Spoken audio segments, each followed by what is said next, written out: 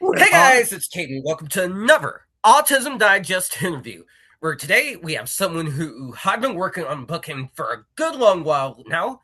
Growing up, one of my favorite films was the live action Scooby-Doo, specifically the sequel. Well, so I figured it was only right to talk with the voice of Scooby-Doo, and I didn't know this until the other day, what the actor for one of the prisoners in Scooby-Doo 2, Neil Fanning. Thanks for coming Well, on, Neil. hi. Well, hi, everyone. It's Scooby-Doo here, calling all the way from solving mysteries down in Australia, down under. How are you, Caden? Great to talk to you, my Well, friend. and you definitely still got it. Let's get down to business. A lot of We people have. definitely know you. Who hasn't seen Scooby Doo? Who? But for those that Thank you. somehow don't know you, do you mind telling a bit of your story in your own words? Sure. Yes. So I'm an actor, stuntman, and voice artist, most notably known as the voice of Scooby-Doo for Scooby-Doo 1 and Scooby-Doo 2 Monsters Unleashed back in the early 2000s, and had the privilege of working with all the cast on set because I was delivering all the lines, the dialogue, and bringing Scooby the character to the set while we were filming. The first movie was filmed on the Gold Coast in Australia, and that was my opportunity to get on set. And I really liked what I did, and I had a lot of ideas and came with options, and ended up voicing Scrappy Doo as well on set, and all the ghosts and everything on set, in fact. And then I had a voice off with the with the American voice artist who had been doing cartoons just around that time, and they went with me. So it's a bit of a um, opening doors moment where you've just got to give it everything you've got, and hopefully things turn out for the best, and they did for me. Exactly. That's the goal at the end of the day. That's the approach I take to these interviews and me networking professionally. Personally, one thing I will add to that is you have to have a numbness to hearing the word no and be able to easily move on to the next opportunity. So I feel you. My next question for you is you told me you're a parent to a son on the spectrum. I won't pry too much about that specifically, but what was your experience first like when you found out your son was on the spectrum? Yeah. Look, like every parent, you observe your children and how they're behaving and how they're acting and so on, and when they're young. And my son was a vivacious young boy who sort of marched to the beat of his own drum, if you like. Was quite independent, um, but along the way, this is back in the look 35 years ago, so a very different landscape to what parents experience now. Um, and we just encouraged him and did all those things as you do when you're a parent. And he had two younger sisters as well. Um, and we just thought, he was his own person, that's for sure. And then as the years went on, I had a few social issues, just getting to know people, and um, yeah, bit of executive functioning issues and so on. And we thought, okay, it's time to sort of, well, early on we sort of went for help um, for him, not for us because we loved him. Doesn't matter, but just to understand maybe there was something happening that we could help with, and yeah, it was a bit of a winding road 35 years ago, but eventually he did get diagnosed about 15 years ago now, level two. So uh, that made a lot of sense to him. And then he's been much better, obviously, with strategies that he's put in place to. I mean, he's just finished his business degree at university. This is an amazing achievement, and he actually topped the course in the marketing department as well as got some awards along the way. So, I mean, you know, to just understand. I think it's understanding who you are and your capabilities and how you can do things differently, perhaps, is a big step forward for anybody. And we're all a cocktail of issues, of things. You, me, everybody, and it's certainly something that we try to control, but sometimes we can't, and sometimes you need some medication help. Otherwise, some strategies to understand how to get through life a little easier, and he's certainly doing that now. So it's been a long road, but support, love, and making sure that he's got everything he needs and so on is what we're about. Exactly. And I'm glad that your son is having the success he is. And I Yeah, was going to ask you your advice for parents specifically, but you answered that beautifully. You just have to learn about your child's unique needs in order to navigate this journey of self discovery with them. absolutely. Going back into animation for a little. My next question for you is Scooby-Doo has entertained generations of fans, including many autistic and neurodivergent viewers. Why do you think the franchise has such lasting appeal? Good question. Yes, and I agree with you. It really does have that longevity of multi generations now. It's certainly a film that touched a lot of people, especially because you've got these five different characters coming together who were probably outsiders, to a degree, as their characters. So I think a lot of people could relate to certain of the characters. Shaggy and Velma. I mean, they, they're different people, but they seem to come together, and they had this solving mysteries was what the glue that Mystery Inc. brought together, and of course, who doesn't love having their favourite man's best friend around? And Scooby-Doo to lighten. Scooby and Shaggy always lightened the tone if it got a bit scary or dark, and they would do something funny, and that's what Matt Lillard and I tried to portray in the films, and fortunately we had the awesome script writing of the amazing James Gunn, who wrote Scooby-Doo 1 and 2. And he just had this amazing way of stepping out this great story that we could have that was relatable to everybody. And now, over the time, people grow up and they watch the movies now with a different take because they're older. So now they're getting the double entendres with some of the jokes and some of the themes that are running through. I think you know what I'm talking about with Scooby and Shaggy's propensity to eat a lot and what possibly would cause that. And and so I think it just touched a lot of people's sense of relatability to all the characters in their individual way. Exactly. I love that answer. I think any form of a mystery genre and any of those cartoons definitely touched neurodivergent audiences, like the Jabberjaw, if you heard of them, or Captain Caveman. And so I definitely applaud the Scooby Doo franchise for pioneering that genre of five outsiders making their mark in the world, which Yeah, man. transitions beautifully into my next question. Segway, man. That's what we're all about. Exactly. Speaking of creation, my next question for you is Yep. voice acting requires creativity that goes beyond what audiences see on screen. How do you approach creating a character like Scooby using only your voice? Great question, man.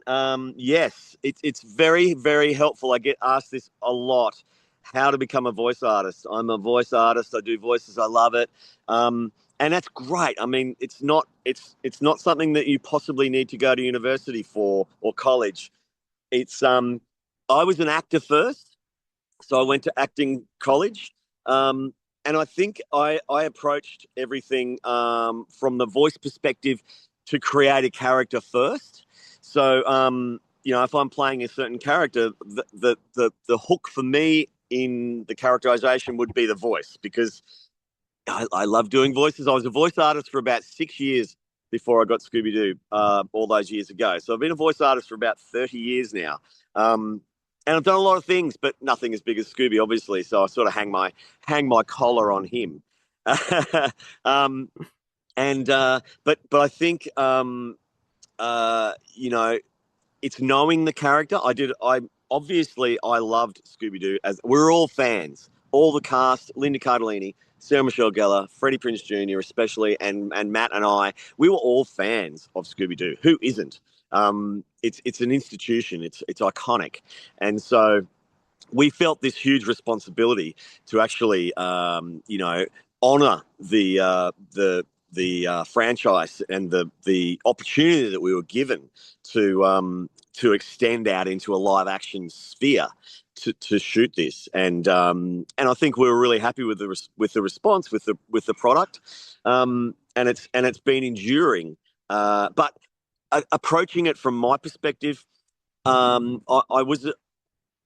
did a lot of voices, and Scooby was one I did obviously pretty well. Um, so, but I did go back and watch and do a lot of research about the characteristics of exactly how he would deal. The difficult thing for me, Caden, was that in a half hour or a 28-minute cartoon, generally you only have a certain amount of emotions that Scooby's ever going to portray. Whereas with an hour and a half movie, we've got a lot more depth of the storyline and where it can take the characters and how they react. And that's the interesting part for a movie, is that you've got time to explore where those characters would go and what they would do in certain circumstances. And for Matt and I mean, we were best friends. Obviously, we loved each other as characters, and we got on really, really well. We were still really great friends. But in the script, we broke up, and he's searching for me, and we actually have a fight, and what would Scooby do in this circumstance? And a lot of the times when we get on set, I had a lot of ideas. Tom Hanks talks about, three things when you're an actor or coming on a set, know the text, uh, turn up on time, come with an idea.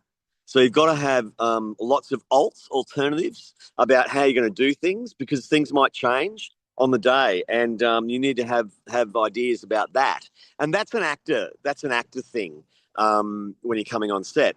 And so I had a lot of ideas, and we'd get to a rehearsal with all five of us on the set of Scooby-Doo 1, and we'd get to a point in the script, and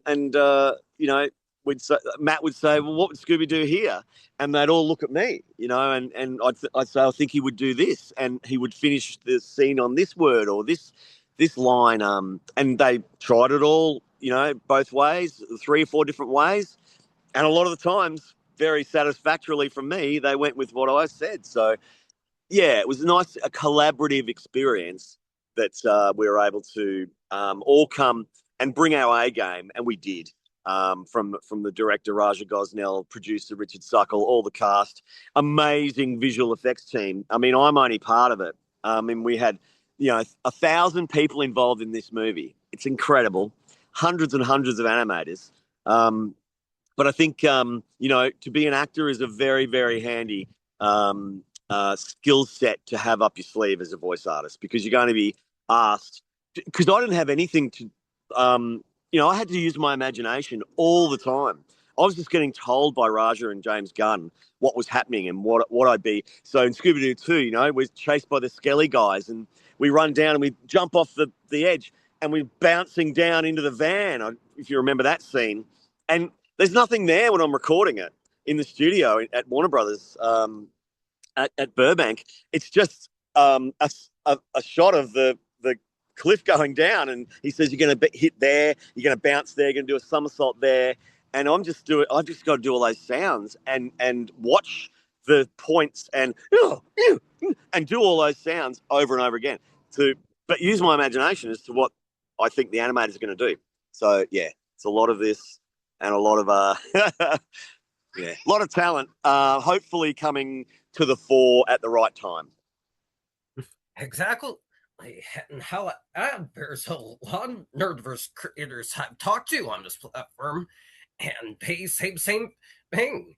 If we can make more opportunities for them to be included in that process, whether it be a 1,000-team movie or a simple cartoon, then we could have even more creative force So I can definitely relate to that, which transitions beautifully into my last question for you. Have you ever met autistic fans who connected with Scooby in a unique or meaningful way?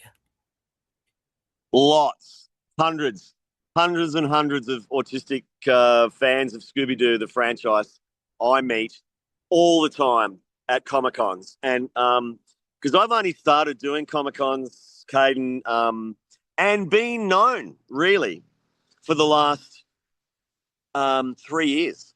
I didn't do anything with Scooby Doo for about 20 years because um, I've been really busy. I'm most of my credits are stunts, and so I've only been doing these for a short time in the scheme of things. But I really enjoy now giving back to the excuse me, giving back to the fans. And obviously, I do the voice all the time to everybody and do videos and so on for them um, because it just makes people smile. And it's a gift to no one knows who I am until I open my mouth. And that happened at the premiere of the Scooby Doo one. Um, they didn't want to release me, they just wanted to have the voice and the character speak for itself. And I get out of the limousine at the premiere, red carpet at Man's Chinese Theatre on Hollywood Boulevard, and I get out of the thing, and all the press are there, cameras everywhere, and they look up and go, "Oh, who's this?" And then the Warner Brothers lady goes, "Ladies and gentlemen of the press, this is the voice of Scooby-Doo, Neil Fanning." I go, "Hi, how are you?" And then, it just goes off. So I was sort of out of the kennel at that point, and people knew who I was. It's not really important because, you know, I just want to connect with the fans now and make people smile. So yes, it happens all the time. I because of my lived experience, I think I understand where people are coming from, the boundaries with you know, getting too close and how to deal with people, you know, just from a personality point of view. Some people are really nervous to meet me, which is very humbling. However, I just try to keep them calm, give them their time. I do have like I do spend a lot of time with everybody because I just don't want to rush the experience and make sure that they remember what happened, and I want to talk to them about them and find out what their story is. And that's the joy of what I get out of where I am now in my career. You know, I'm 60 next year. I'm sort of still doing stunts, but I'm being a bit more selective about what I take. And I'm a precision driver, so I'm doing mostly that. But uh, I'm really enjoying doing Comic Cons and events and screenings and giving back to the Scooby fans because something special coming up next year, Caden. If you can do the maths, 25th anniversary of Scooby Doo 1 coming out next year. Oh, Let's let's awesome. let's get I something really special going for that. So I'm on the case. The mystery is what's it going to be, and I'm trying to formulate something where we can sort of all get together maybe. That would be awesome, and hopefully, I'm a part of it in some capacity. Yeah, man. Anyways, that's gonna do it for this interview, guys. Thanks so much to Neil for coming on and sharing his perspectives. If you guys want to see more amazing interviews, be sure to like, comment, and subscribe to the Autism Digest channel. Pick up our latest issue and be on the lookout for our next issue. You can get both of those by going to autismdigest.com. And stay tuned for the audio file of this interview to be posted on our Spotify. Thanks so much for watching, and we'll see you in the next one. And please like and share and follow on Scooby-Doo Neil Fanning. I've got a website, I've got a YouTube channel, which people would love, behind the scenes, all sorts of things. So please support, like, share, do all those things. And that's where you'll find out if I'm going to be the voice of Scooby-Doo in Scooby-Doo Origins, being filmed right now. Bye-bye. Exactly. All right, see you in the next one.